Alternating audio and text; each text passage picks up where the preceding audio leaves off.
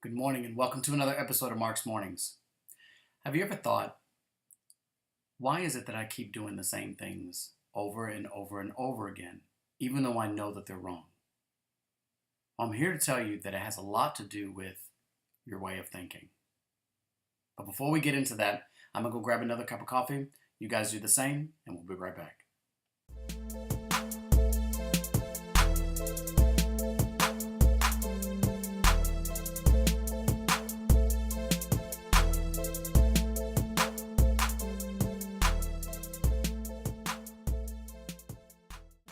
I love this scripture verse because it always brings me back to the mindset that I am not perfect and neither are you. We are still a work in progress. And I thank God that every single day, even if I make a mistake, I can always come back to Him and say, forgive me. Help me to choose better. But this scripture verse tells us to cut off everything that hinders. And sometimes that includes our way of thinking. Now, when we have a habitual pattern that needs to go, it takes time for us to get rid of it.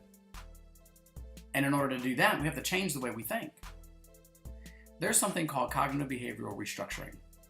And what that means is taking your current thought process, putting it aside, and realizing that your position of where you currently are is because of your way of thinking.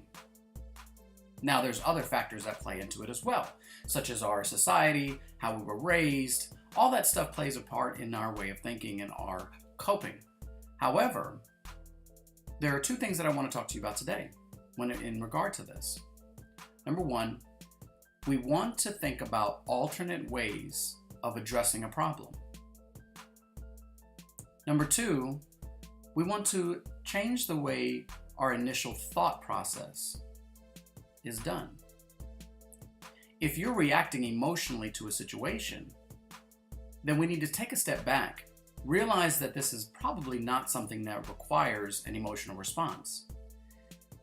If your initial thought is telling you, I'm going to go do this, then think about what is an alternate thought that can help me to make the right decisions. A perfect example of this is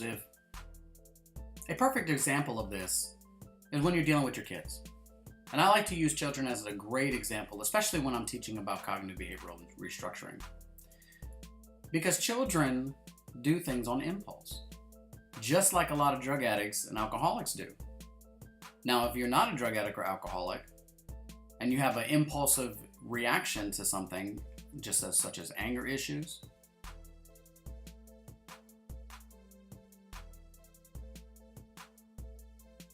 now a perfect example is when dealing with children. I like to use that example with children because they are very impulsive and they base everything about how they feel, just like some of us do as adults.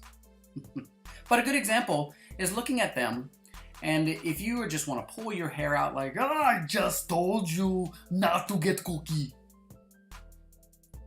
and they do it anyway, we have to choose how we want to address that situation.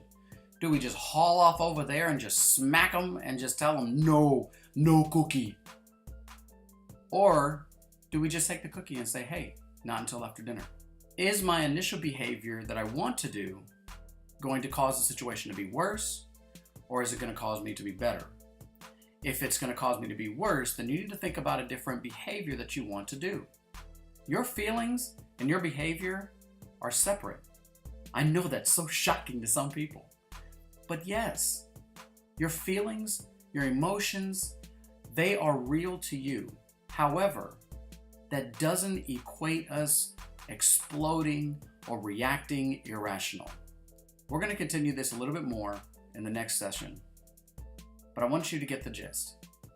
If there is something in your life, a thought and a behavior that is hindering you from being everything that God has called you to be, then it's time to let it go. You can. And it takes time, and it takes your choice to choose how you want to think. Guys, thank you for joining us today. I'm so happy that you were able to join us for Mark's Mornings. Take care of yourself. Know that you're loved. Talk to you later. Don't forget to like, share, and subscribe so that more people can benefit from this outreach. Take care of yourself. Know that you're loved. Talk to you later.